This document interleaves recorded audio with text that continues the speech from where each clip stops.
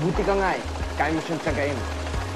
Paano mo nasisikmurang maging kanang kamay niya sa pagpapalakan ng kanyang negosyo? Matino naman ang paikitungan ni Don Diego sa akin. Di pa sa'yo, Alvin. Mataas expectation niya. Paborito ka na matanda.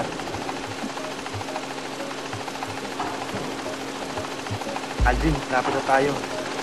Ano man ang gawin ko? Kahit gaano kalayo ako tumakbo, kahit gaano katagal ako magtago, hindi ko siya matakasan. Wala akong kawala kay Senyor Griego at sa sinumpang asyenda niya.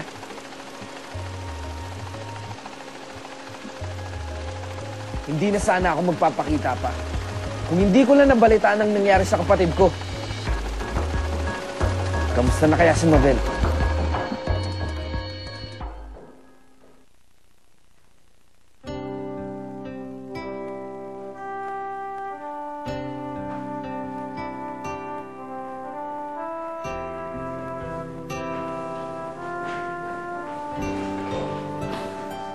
Saan niyo po siya dadalhin? Sa isolation room. Bakit po? Okay naman po si Miss Mabel, ah. Bakit kailangan po niyo isolate?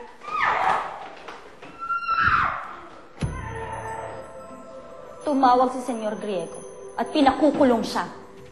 At walang kahit sino man ang pwedeng dumalaw.